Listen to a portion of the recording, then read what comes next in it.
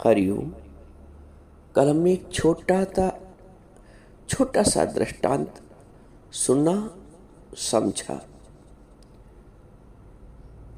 कि एक डाल पे बैठा व्यक्ति उसी डाल को काट रहा था जिस डाल पे वो बैठा था।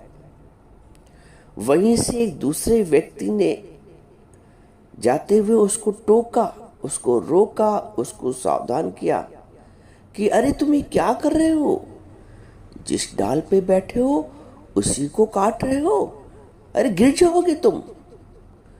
तो डाल पे बैठा व्यक्ति उससे ये तर्क करता है अपनी बुद्धि के प्रयोग के माध्यम से कि तुम्हें कैसे मालूम मैं गिर जाऊंगा, तुम कोई भविष्य वक्ता हो, तुम कोई अंतर्यामी हो, तुम्हें कैसे मालूम मैं गिर जाऊंगा। और अंततः वो अपना कार्य करता रहता है, जिस डाल पे बैठा उसी डाल को काटा करता है और एक समय आता है कि वो नीचे गिर जाता है धड़ाम से। तो ये भी जीवन जीने का तरीका है लोगों का, जो लोग तर्क के माध्यम से जीते हैं, जो लोग दूसरे के सुझावों को नजरअंदाज करते हैं।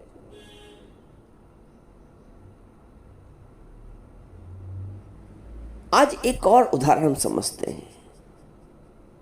यह भी जीवन जीने का एक तरीका है। ठीक इसके विपरीत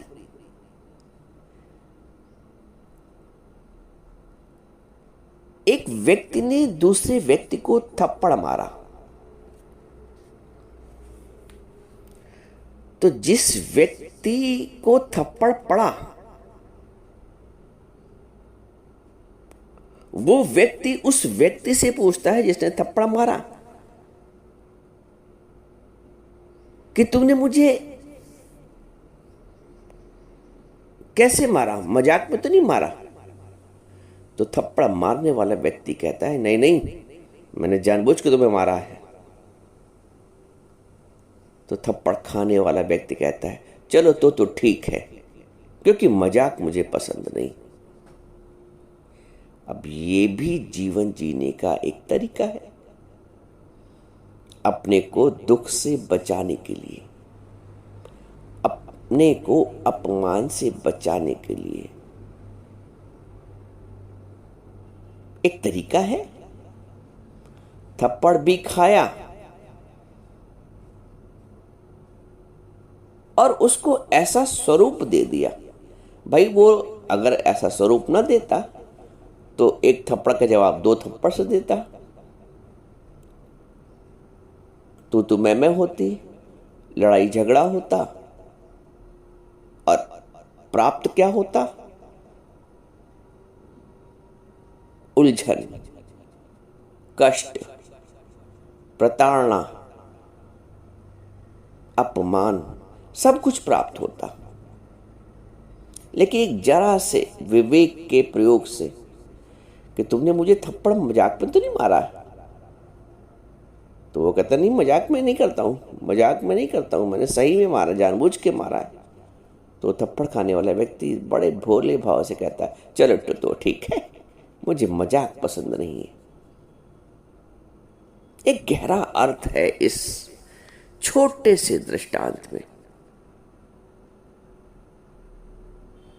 ऐसा नहीं है कि ज्ञान के पश्चात परिस्थितियों में कोई परिवर्तन आ जाएगा। आता है परिवर्तन, लेकिन वो आपकी अंतर मन की परिस्थिति में आता है। बाह्य जगत की परिस्थितियों में परिवर्तन नहीं आएगा। समानता आपको अपनी आंतरिक स्थिति का परिवर्तन करना है। यदि वो व्यक्ति अपने आंतरिक स्थिति को परिवर्तन ना किया होता तो लड़ाई होती, झगड़ा होता, तू मैं होता और चोट लगती और अपमान का भाव होता। इन सब कष्टों से, शारीरिक मानसिक पीड़ा से बचने के लिए उसने एक तरीका निकाल लिया। भाव गहरा है।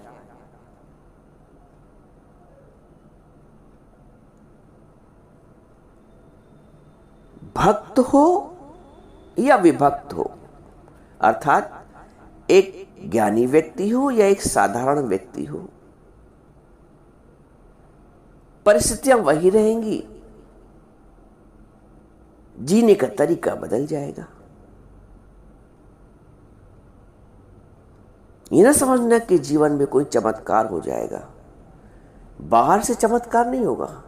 चमत्कार ऐसा होगा कि जो तुम्हारी जन्म जन्मांतर की वृत्ति थी, संसार उन्मुख,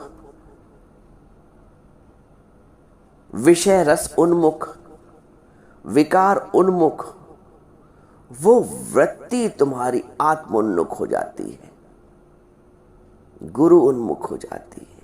ये चमत्कार होता है, ये परिवर्तन होता है सत्संग में आने से, गुरु के सन्मुख आने से। तुम्हें परिस्थितियों को पर स्थिति जानकर उनका सामना करना आ जाता है। ऐसे वो जो पर स्थिति थी ना, वो स्व की स्थिति हो जाती है, मुझ देह की, मुझ व्यक्ति की, मुझ सास की, मुझ बहू की, मुझ पिता की, मुझ माता की, मुझ बड़े की।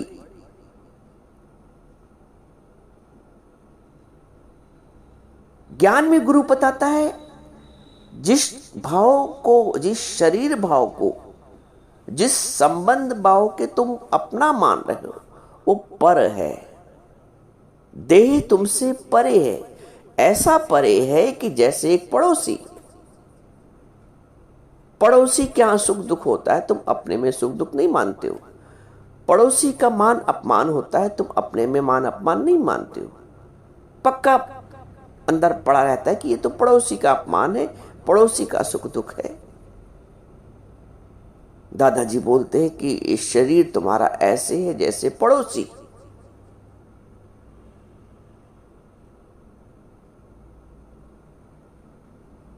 जब पड़ोसी समझोगे ना, जब शरीर के दृष्टा बनोगे ना, तब वो जो स्थिति है वो पर स्थिति हो जाएगी, परे की स्थिति हो जाएगी, दूसरे की स्थिति हो जाएगी, शरीर की स्थिति हो जाएगी, संबंध की स्थिति हो जाएगी, मुझ आत्मस्वरूप की नहीं। ये आत्मस्वरूप ही वो भाव है जो तुम्हें संसार के बंधनों से मुक्त करता है।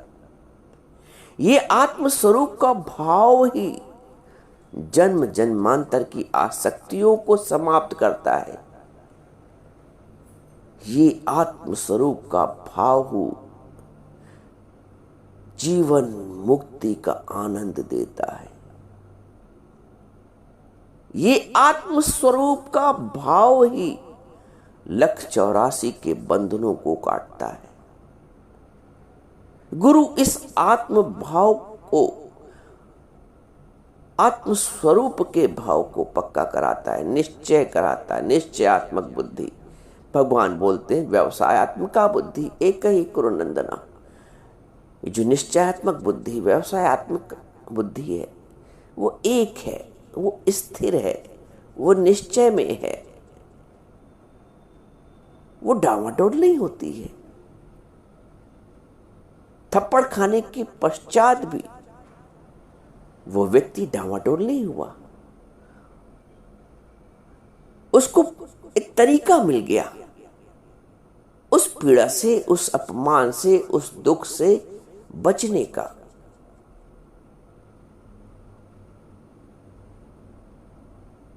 ज्ञानी के पास बहुत तरीके आ जाते हैं संसार की थपेड़ों से बचने के लिए।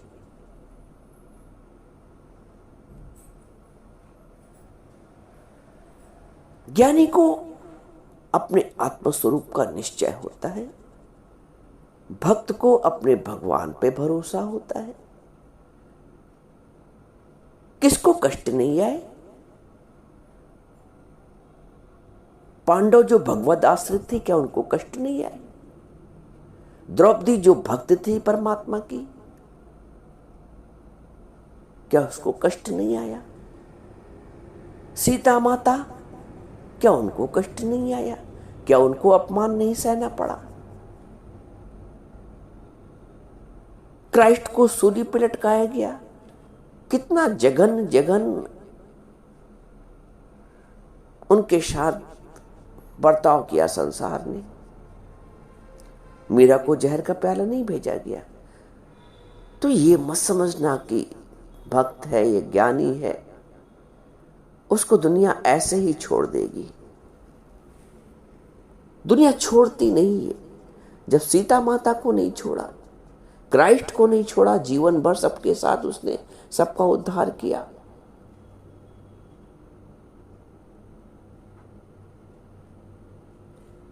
प्रहलाद हो, ध्रुव हो, किसी का भी उदाहरण आप ले लो। इल्जाम लगाने वालों ने इल्जाम लगाए लाख, गुरुजी बोलते थे, इल्जाम लगाने वालों ने इल्जाम लगाए लाख, मगर तेरी सौगात समझकर हम सर पे उठाए जाते हैं। ज्ञानी परिस्थितियों को परमात्मा की सौगात समझता है और सर पे उठाए जाते हैं। उस व्यक्ति से लड़ा भिड़ा नहीं जिसे थप्पड़ मारा, उसके अंतर्मन का भाव स्थिर था। मगर तेरी सौगात समझकर हम सर पे उठाए जाते हैं। जब परमात्मा की सौगात है,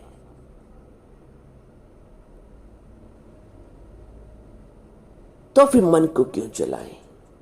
तो फिर मन को मानसिक वेदना से क्यों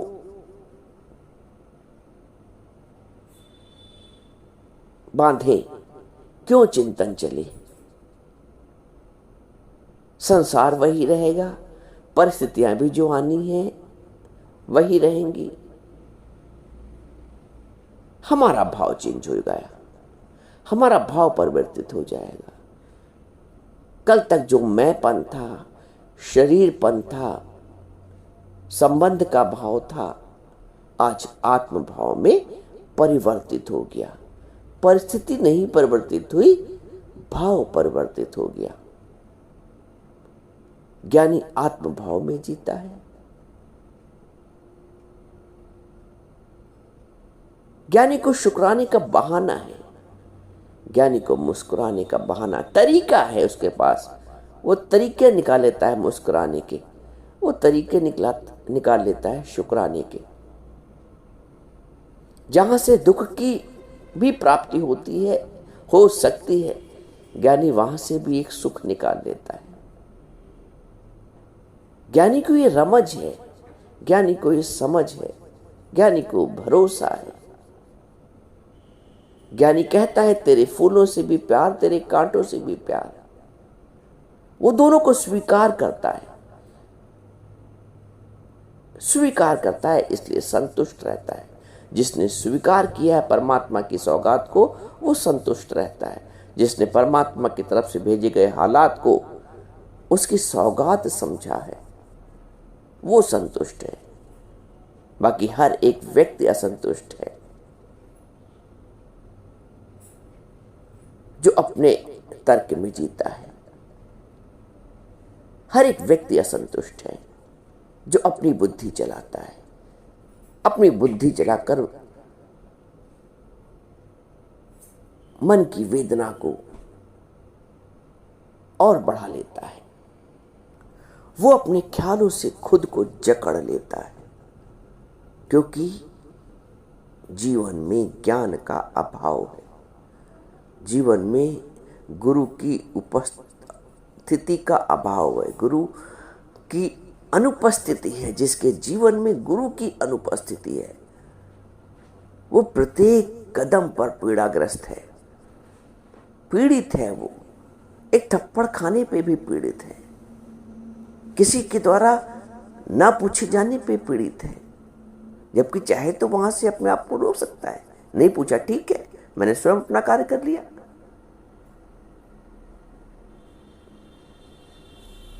एक संसारी हर छोटी और बड़ी बात पे परेशान है। एक ज्ञानी है, संसार की दृष्टि में जो बड़े से बड़ा कष्ट है, बड़े से बड़ा अपमान है, उसमें भी समान स्थिति में है, क्योंकि वो आत्म स्थिति में है। क्या करेगा यमराज जिन्होंने मन मार लिया? जिन्होंने अपने मन को मार लिया उनको तो मृत्यु भी नहीं, मृत्यु जैसा दुख भी नहीं लगता है।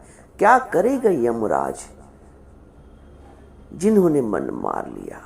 मैं तो उन संतों का दास जिन्होंने मन मार लिया। हम उन संतों के दास हैं, उस गुरु के दास हैं जिन्होंने अपने मन को मार कर वश किया है, जो आत्मभाव में स्थित है, जो परमात्मा भाव में स्थित है, जो भगवत भाव को धारण किए हैं। मैं उन संतों का दास जिन्होंने मन मार लिया। मन मारन की औषधि सतगुरु देत बताए। ये औषधि किसी के पास नहीं। मन मारन की औषधि गुरु रमस देता है, गुरु समझ देता है, गुरु तरीका बताता है जीवन जीने का। हर व्यक्ति लड़ भिड़ रहा है क्योंकि उसको तरीका नहीं पता है। छोटी छोटी बातों में उलझन हो रही है क्योंकि तरीका नहीं पता है। प्रत्येक परिवार में उलझन है। 4 बर्तन है तो सबके यहाँ खनक रहे हैं। गुरु हमको उन 4 में, 8 में, 10 में, 2 में एक एकाकी भाव दे देता है। मैं ही तो हूँ जो अपशब्द बोल रहा है, जो उल्टा चल रहा है, जो अवमानना कर रहा है, जो नहीं पूछ रहा है,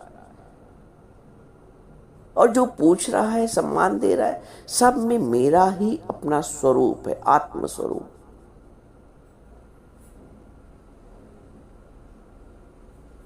जो भगवान का भक्त है वो भयभीत नहीं होता है, इस बात को पक्का कर लो।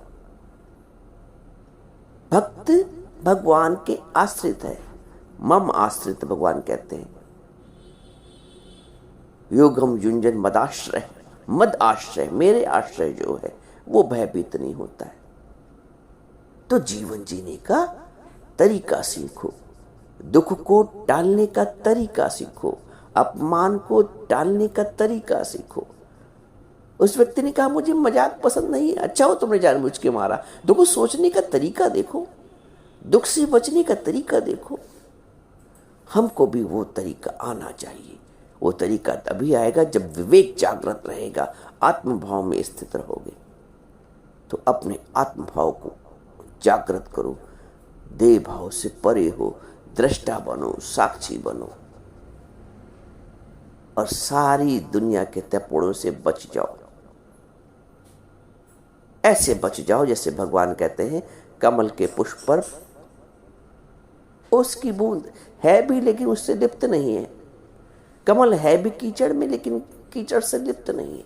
तो गुरु हमारा जीवन ऐसे बना देता है जैसे कमल का फूल है भी संसार में लेकिन असंसारी बनके, है भी शरीर में दिख रहा है लेकिन अशरीरी बनके। मन मारन की औषधि सतगुरु